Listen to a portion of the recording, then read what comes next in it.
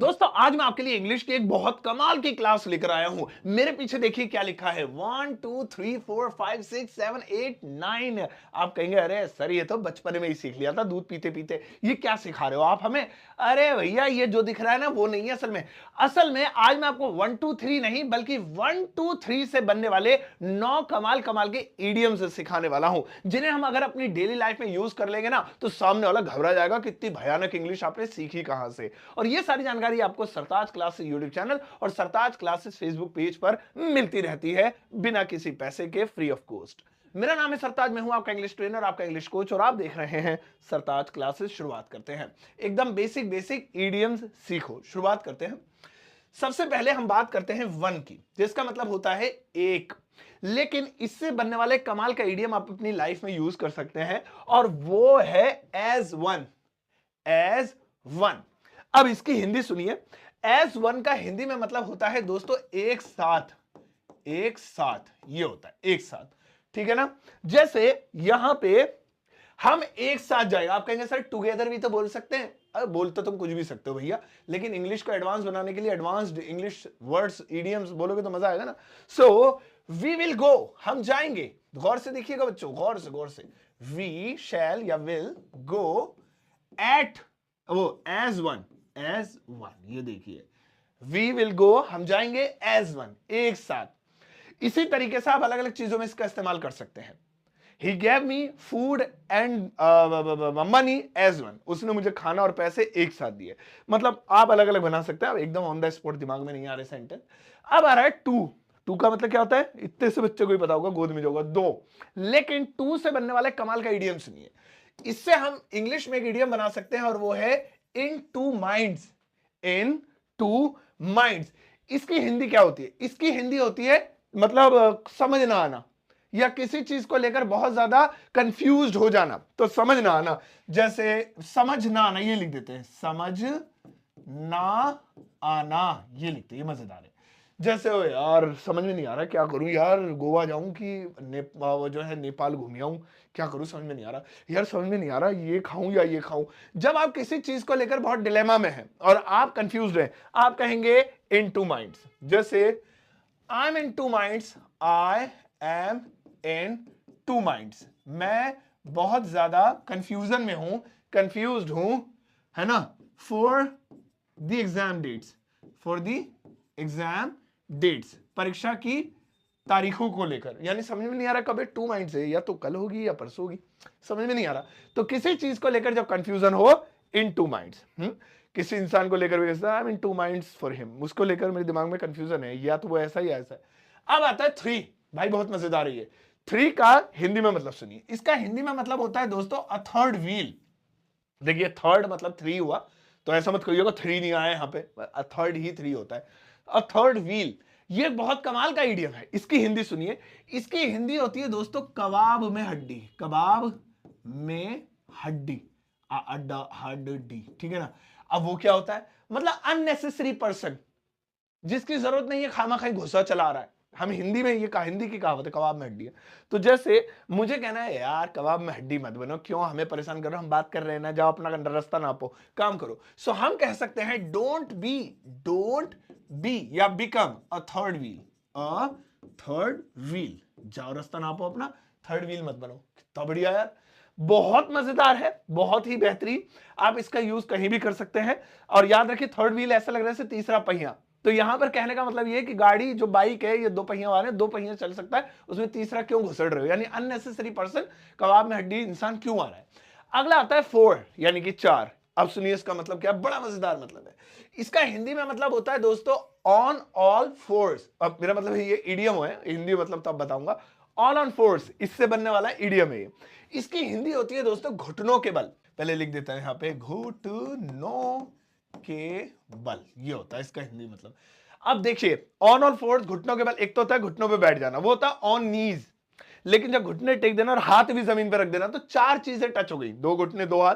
तो इसी को इडियोमेटिक इंग्लिश में, इडियम वाले इंग्लिश में कहते हैं ऑन ऑल फोर्स, ये कहेंगे, ठीक है ना। तो जैसे मतलब किसी को झुका देना, घुटनों के बल बैठ जाना, दो तीन तरीके के होते हैं। एक तो दर्द की वजह से, प्रॉब्लम की वजह से घुटनों के बल बैठ गया, या किसी को नीचा दिखाने के लिए उसको घुटनों के बल बिठा दिया। तो ये दोनों तरीके में यूज किया जा सकता है।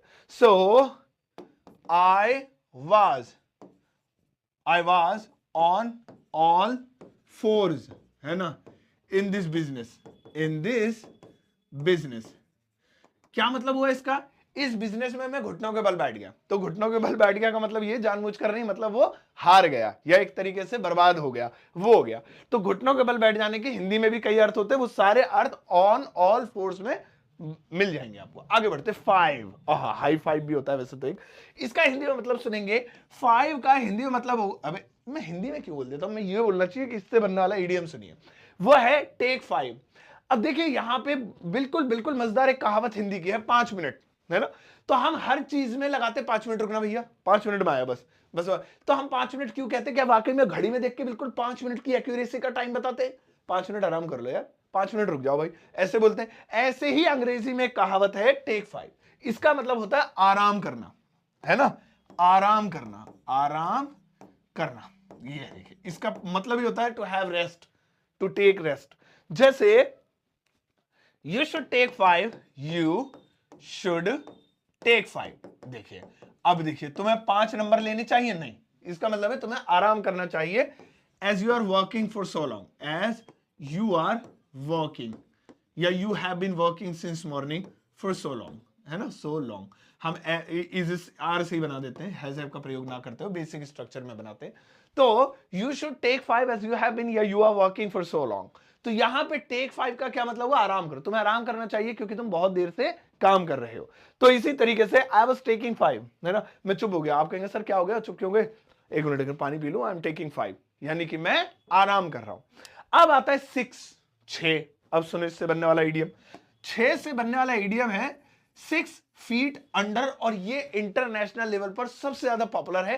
कैम्ब्रिज यूनिवर्सिटी में भी बच्चों को सिखाया जाता है। अब यहां पे इसके पीछे एक मजेदार चीज आपको बताऊंगा, पहले इसका मतलब सुनिए।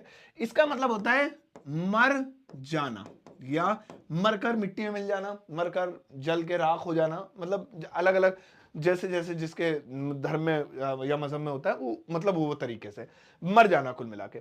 हम जैसे हिंदी में बहुत कठोर शब्दों में बोलते हैं, तो 6 फुट जमीन के नीचे गाड़ दिया उसको, जमीन में गड़ा हुआ। तो हमारी भाषा कठोर होती है बहुत, ये वाला शब्द बोलते टाइम, मतलब हम लोग बहुत गुस्से में किसी को बदतमीजी से बोले तभी बोलेंगे, लेकिन ये वाला आम तौर पर बोला जाता है यूएस वगैरह में।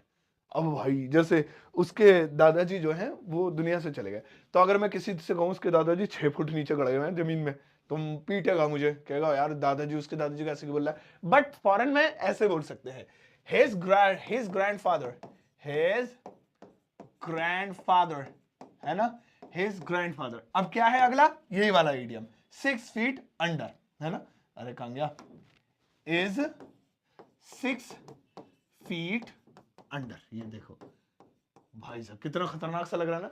तो इसे याद रखिएगा, ये बहुत पॉपुलर है। आगे देखते हैं अगला वाला, कहां गया पेज हमारा, ये रहा। अगला नंबर है 7। अब ये बहुत बढ़िया इससे इडियम निकलेगा।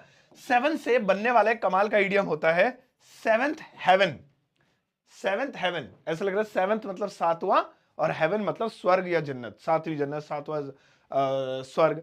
लेकिन इसका मतलब सुनिए, इसका मतलब होता है पांव जमीन पर ना टिकना, या आसान शब्दों में कहें तो बहुत खुश होना, बहुत खुश होना। ओहो, सेवेंथ हेवन, है ना। तो जैसे यार सोनू बड़ा खुश है, उसके पापा ने उसे बाइक दिला दी भाई, बड़ी महंगी वाली। सो सोनू इज इन सेवेंथ, है ना, सेवेंथ हेवन। अब यहां पे एक ध्यान सुनो भाई, सोनू सिर्फ यहां पे एक हमारा डेमो है, एग्जाम्पल है, नाम किसी का नहीं है ये सोनू। अब यहाँ पे ये मुझे ना पता होता, सेवेंथ हेवन का मतलब होता खुश होना, मैं पढ़ता Sonu is in seventh heaven, में तो रो देता हूँ यार, सोनू बेचारा स्वर्ग चला गया, 7वें वो भी। वे भैया वो जिंदा है, इसका मतलब है खुश है। तो ये इडियम इसलिए पता होने चाहिए क्योंकि लिखे हुए आ जाए तो मतलब कुछ और निकल जाएगा। तो यहाँ पे इसका मतलब है जैसे I am in seventh heaven, तो मेरे घर वाले सारे रो परेशान, एक दूसरे रोना पीटना, अब मतलब मैं बहुत खुश हूं। तो ये हो गया। चलिए आगे देखते हैं दोस्तों। अगला वाला आता है 8। ये भी कमाल का है। 8 का हिंदी में मतलब होता है 8, और इससे बनने वाला इडियम होता है behind the 8 ball. Behind the 8 ball इसका मतलब क्या है, इसकी हिंदी क्या है? इसका मतलब होता है परेशानी में होना, प्रॉब्लम में होना, परेशानी में होना, है ना, टू बी इन प्रॉब्लम। जैसे बिहाइंड द 8 बॉल, यार मैं हेलो, हाँ रोहित कैसे हो भाई? यार क्या बताऊं यार, मैं क्या बताऊं, I am behind the 8 ball, I am behind the 8 ball, EIGHT 8 ball. ओए होए भाई, ऐसा लग रहा है जैसे 8वें नंबर की बॉल के पीछे, हालांकि वो जो ये पूल वाला गेम होता है ना, ये उससे ही निकला है। 8वें नंबर की बॉल जो होती है उसके अंदर वो कुछ गेम के रूल होंगे उसमें, तो ये वहीं से निकला है। सो बिहाइंड द 8 बॉल यानी कि बहुत ज्यादा प्रॉब्लम में होना, बहुत टफ सिचुएशन में होना। भाई ये देखो, ये हमें पता होना चाहिए। तो मैं भी आगे से कहूंगा, कोई वर्ड से बोले हाँ भाई क्या हुआ, I am behind the 8 ball, तो कहेगा तो 9वीं बॉल के पीछे चले जा, इसमें क्या टेंशन है। इसके बाद 9 वाला देखेंगे, लेकिन उसके बाद आपको एक वो दूंगा होमवर्क, जो आपको मुझे बना कर दिखाना है हिंदी से इंग्लिश में। लेकिन पहले ये ले लेते हैं 9, जिसका मतलब होता है 9, लेकिन इससे बनने वाला एक कमाल का इडियम सुनिए, और वो है ऑन क्लाउड 9। ऑन क्लाउड 9 इसका मतलब है 9वें आसमान पे होना। भाई नंबर ही नंबर चल रहे, 7वां स्वर्ग, 9वां आसमान। अब कमाल की बात यह है कि इसका यही मतलब है जो हम 7th हेवन का निकालते हैं, यानी कि बहुत खुश होना, फूले ना समाना, ये वाला वर्ड इससे निकलता है, फूले ना समाना, ठीक है ना। अरे जैसे जब उनके पोता हुआ तो उनकी दादी फूले नहीं समा रही थी, बहुत खुश थी। अब भाई उसको उसकी शादी में देखा भाई, कितनी कितनी बढ़िया ग्रैंड शादी में फूले नहीं समा रहे थे उसके घर वाले, तो बहुत ज्यादा to be extremely happy is called on cloud 9। तो जैसे आगे से आपको बढ़िया इंग्लिश में बोल रहा हूं, मैं बहुत खुश हूं, तो आई एम वेरी हैप्पी की जगह बोल सकते हैं I am on cloud 9, I am on cloud 9। बहुत सारे बच्चों ने, ये मैंने पहले ही बताया था, मुझसे जब इवेंट में मिले हैं तो मैं पूछता हूँ कैसे हो बेटा, तो कहता आई एम ऑन क्लाउड 9। मैं घबराया, तो उन्होंने कहा यार ये तो मेरा इडियम सीख के मुझे ही मार रहा है, लेकिन क्या पता कहीं और भी सीखा। तो यहां पे इस तरह से 1 to 9 आपने 9 तरह के इडियम सीख लिए हैं। अब आपके लिए एक छोटा सेंटेंस है, वो बस इंग्लिश में ट्रांसलेट कर दीजिए। अब बस इतना चाहिए मुझे आपसे। तो यहां पर ज्यादा नहीं, बस एक सेंटेंस है, वीडियो को पॉज करके आप एक बार देख लीजिएगा। ये बहुत छोटा सा है, बहुत बेसिक सा है। इसकी इंग्लिश, अरे यार ये कहा, इसकी इंग्लिश आपको बनानी है, ठीक है, बनाइएगा जरूर। वीडियो को पॉज करके देख लीजिए, वो खामा बीच में आ गया था। और दोस्तों इसके अलावा आप जो है नहीं, इधर कहाँ नहीं है, ये पीछे है, वो तो पूरे पे ही है। आप मेरे व्हाट्सएप चैनल पर जुड़ सकते हैं, जो कि बेहद आसान है। लिंक वीडियो के डिस्क्रिप्शन बॉक्स में क्लिक करते ही आपको मेरा व्हाट्सएप चैनल दिखाई देगा, फॉलो का बटन दबा दीजिएगा और लीजिए व्हाट्सएप पे कनेक्ट हो गए, क्योंकि मैं वहां पर फ्री में ढेर सारी इंग्लिश स्पीकिंग से रिलेटेड चीजें और मटेरियल सेंड करता रहता हूं टाइम टू टाइम। और आप खरीद सकते हैं मेरा course, super basic English learning course, जिसकी कीमत 299 है, लेकिन अगर आप इसे खरीदने के इच्छुक है तो आपके लिए एक ऑफर है। अगर आप एक कोड लगाएंगे SS50, तो ये आपको 50% के डिस्काउंट पर, यानी आधी कीमत पर मिल जाएगा। इस कोर्स को खरीदने के लिए लिंक वीडियो के डिस्क्रिप्शन बॉक्स में है। इस कोर्स को वही लोग लें जिन्हें ABCD के अलावा कुछ नहीं आता है, क्योंकि अगर आपको थोड़ी बहुत भी इंग्लिश आती है तो वो ऑलरेडी आपको फिर इस कोर्स को लेने की जरूरत नहीं है, आप आगे बढ़िए फिर, है ना, मतलब चीजों को और एक्स्ट्रा सीखिए। मेरे दूसरी चीजों में देखिए वो फ्री में है, आप उनको उनकी तरफ जाइए। और मेरी किताब Amazon फ्लिपकार्ट पर अवेलेबल है दोस्तों, जिसे आप घर बैठे ऑर्डर कर सकते हैं COD पर। ये सभी जरूरी लिंक आपको वीडियो के डिस्क्रिप्शन बॉक्स में मिल जाएंगे। जाओ इस वीडियो को सबके साथ शेयर करना चाहते हैं, एक प्यारा सा लाइक देकर जाना।